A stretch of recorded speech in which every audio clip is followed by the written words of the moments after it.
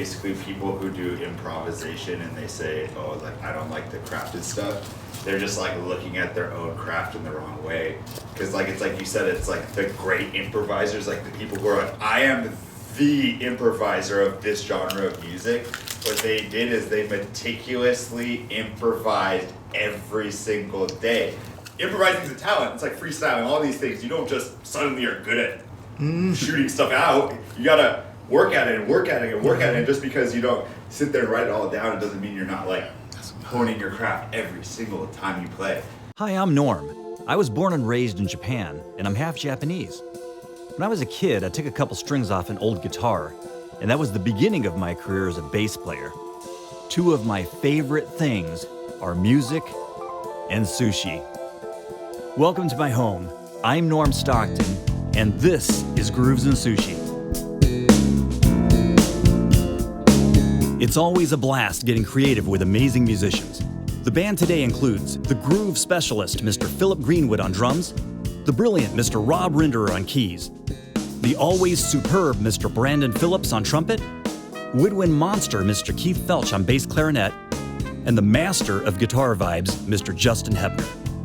The culinary artistry of Chef Kevin's sushi should perfectly complement the music today, as we respectfully reinterpret a modern classic and one of my faves from the amazing Mr. Justin Timberlake. This is Mirrors. As always, while some of us have worked together in the past, this lineup has never played together, and this arrangement has never been performed before this taping.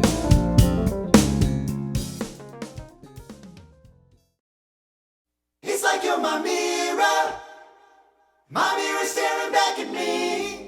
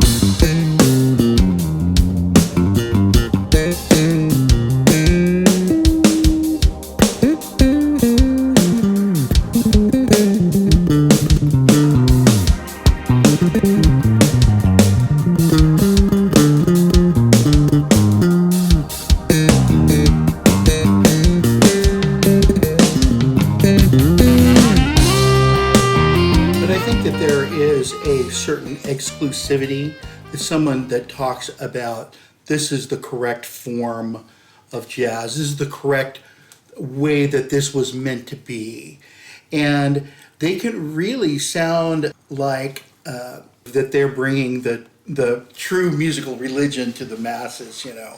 I know it's really popular at the university level to be very exclusive about what is good music and what is bad music. In your world, being a woodwind guy, I mean, that's got to be like, that's in your face all the time, right? Yeah, I've had students that tell me what's legitimate and what is not legitimate music. And that was kind of an odd pairing with me because, as you might guess, as a woodwind player, that I have to play lots and lots of different styles. And as Brandon would on trumpet, I mean, everything from classical on out. And so you find yourself playing all kinds of styles that this person will never accept as legitimate music. Yeah. And in fact, the word legit is used still at university level. That, well, oh, what kind of a player are you? I play legit. And it's legitimate music. Yeah. And so we threw It's that like, word around in college. I play all the real time. stuff. Right. It's legitimate music or illegitimate music. Yeah. So man. that term is still around a lot. That's pretty insulting to me. Like, right Can I away. sign up for illegitimate? Yeah. This looks like a lot more fun. Yeah. I'm gonna take illegitimate music 101.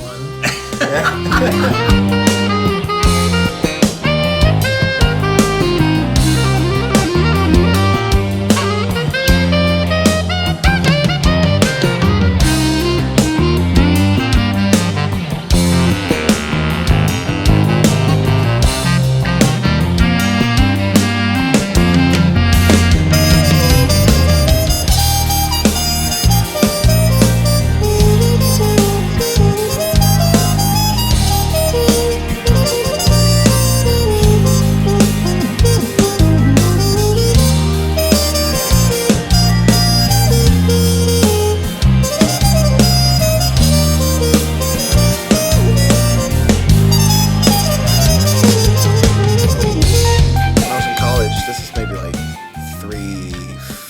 4 years ago, a buddy of mine, he was one of the audio engineers in our music program. And so he was like, hey, you know, I'm putting together some music for my girlfriend's daughter's quince. And I was like, oh, okay. He's like, yeah, you know, you want to play drums at it? I was like, oh, sure, whatever. So I get there, I show up, you know, unload my gear, set up everything. I'm like, hey, man, where's the rest of the band? He was like, oh, no, it's just you. And I was like, what? And I was like, wait, huh? There's no DJ? Like, he's like, no, it's just you. And I was like, what do you mean? Yeah, they just wanted a drummer. So like, you know, so they were Dominican. So I'm like, okay. So I had to just make up a bunch of Afro-Cuban beats on the spot for like a couple. bet they loved it. Oh, it was I bet great. they It was loved the it. greatest thing ever for like a couple They hours. wanted to hear solo drums. I you know? literally was like, I don't know if like if I should feel awesome. like embarrassed because they did want just a drummer, but I told that guy, I said, look, man, don't ever, I said, you give me all the details before you just have me show up somewhere like that. You know, he was like, oh, no, it's just you, man. They just want drums. And he was just cool about it. And I was like, I carried on the family tradition. My dad was a professional musician before me. In fact, I played the instruments that he played. And not bass clarinet, but saxophone, flute, and clarinet. And apparently, he said the same thing happened where someone died on the dance floor while he was taking a solo. And that happened to me at the Biltmore in Los Angeles. No way. It was a guy's 50th birthday party, but the guy who died, he just dropped dead on the dance floor while I was playing. And they bagged him up, and then an hour later, we went on with the party. Was it after a particular lick? It was playing the clarinet, and that's exactly what my dad was playing. so you killed the guy? Wind to death. Something like that. It took no, never mind. It took his breath away.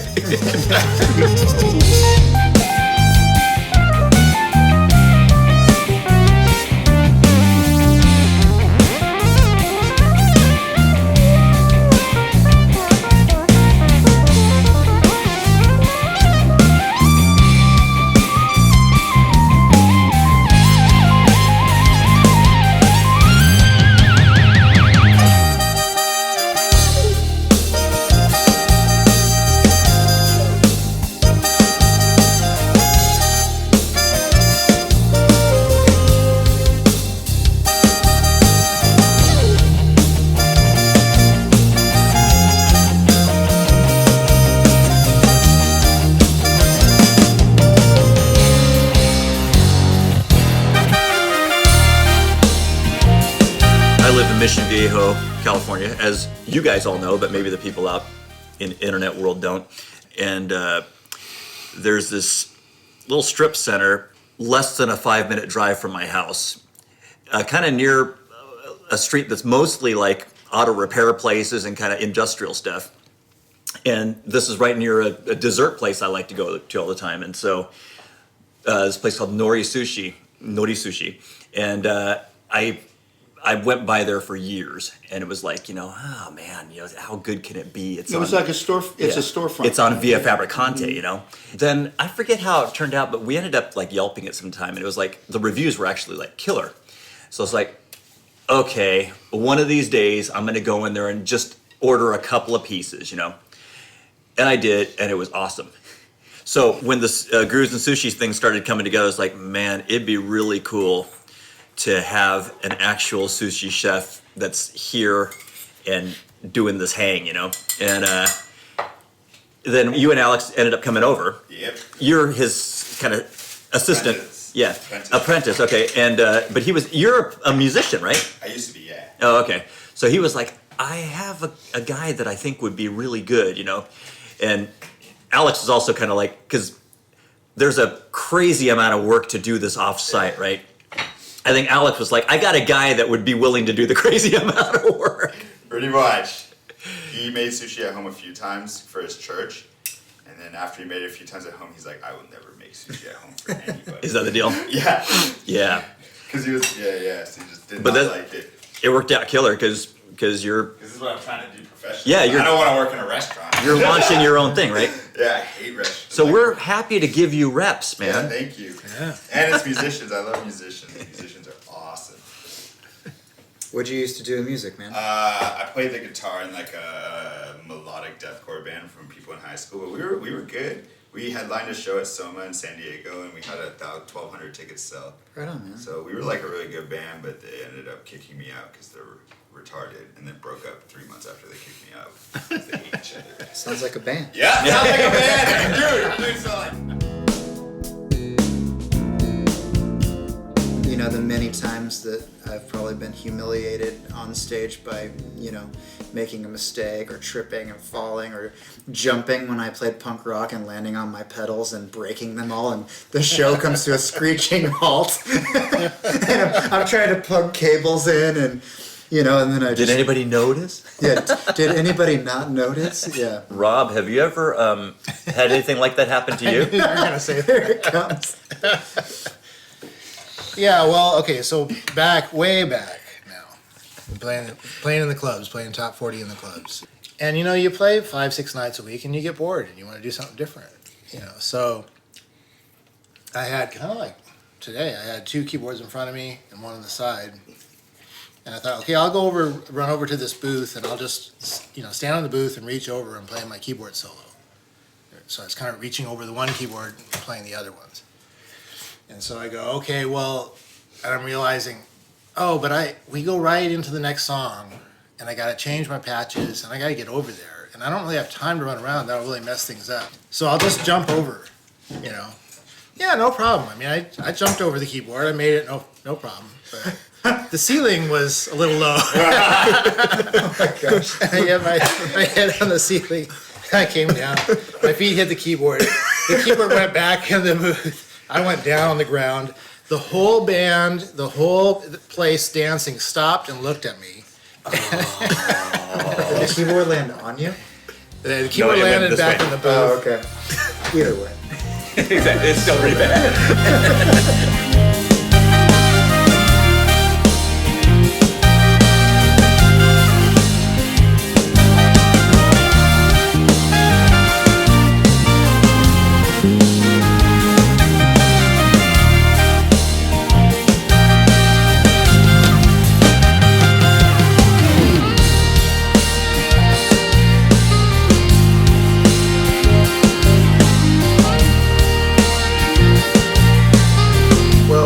I grew up in church. My grandpa was a pastor. He actually built my church. He passed away in 2012. My uncle took over. That's where I learned to play music in church. From church is when I went to school, learned how to read, then went to marching band, jazz band, symphonic, classical, all that stuff. And then started a gig after that. But like even when I have been on the road, it's like playing is fun, but it's nothing, for me, it's nothing like coming back to church and playing at church. Because it's different. Because it's almost not music to me. It's like, I believe what's being said. You know what I mean? Like, I believe the lyrics to this song. So it's not even like, it's not a performance. It's like, this is literally, ministry. I've played on certain projects where somebody's maybe saying something that I don't agree with. But, and I've been asked, like, well, how do you do that? I said, well, when I'm creating the drum part, I'm giving that me. I don't know what that guy is thinking. I don't know what they're going to do to it. But I know when I played on it, I know where I was at, So I think when I do play instrumental stuff, usually with my cousin a lot. His name is Bubby. He's a bass player, fellow MTV guy to Norm. When we make our stuff, it's really sort of just expressing the talent that, we know God gave us and just seeing what happens. But, See, that to me is like my, and I'm not trying to name drop, but a number of years ago, I interviewed John Patitucci, legendary. We all know him, but for those who are listening, John Patitucci is a legendary jazz bass player, and I know that John plays a lot at his church, but he's also out with Wayne Shorter and whoever else. And I was asking him what his thoughts were, and he was like, "Well, I guess from a technical standpoint, oh, that's awesome. From a technical standpoint, maybe I'm approaching it musically slightly differently, but he says, really at the end of the day, it's all a vertical statement. It's all, he's bringing everything he is and everything he believes to every part he's playing, whether it's Herbie or whatever, or Wayne Shorter." And I was like, that's like awesome. Because that's definitely what I'm striving to do. With the instrumental music that we did today, I'm feeling like for me, that's a vertical offering just as much as anything else I'm playing. I'm trying to bring everything any talents that I have, anything that, any songs that I have, I'm trying to, express it for the glory of God kind of thing, And I know that's kind of, I know I have like-minded colleagues in that.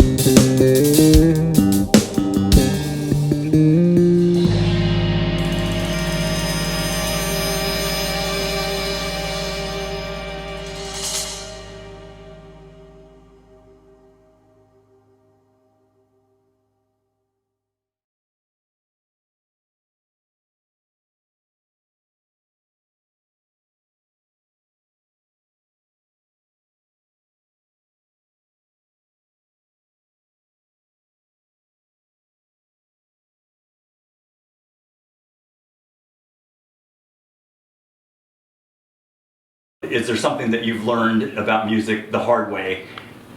Oh man, just kind of really just to do your homework, which I didn't really pick up back in school.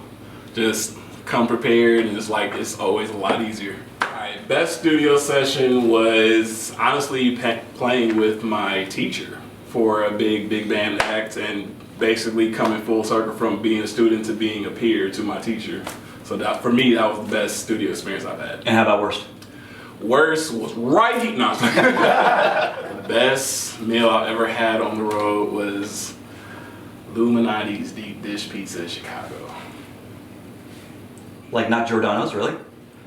It's about the same, but I like Illuminati's a little better. Illuminati's burning. First time having sushi was about 6 years ago at a friend's birthday party, and I hated it. It took me about 2 years to actually start liking it. What inspires me the most is actually my friends. Like seeing them do like all this cool stuff, and it kind of makes me want to like keep up with them in a small sense of competition. But yeah, just seeing my friends do amazing things. In Japanese, it's gochusou-sama deshita, which is what you say at the end of an amazing meal. Gochusou-sama deshita. Kanpai! Grooves and sushi. Sushi.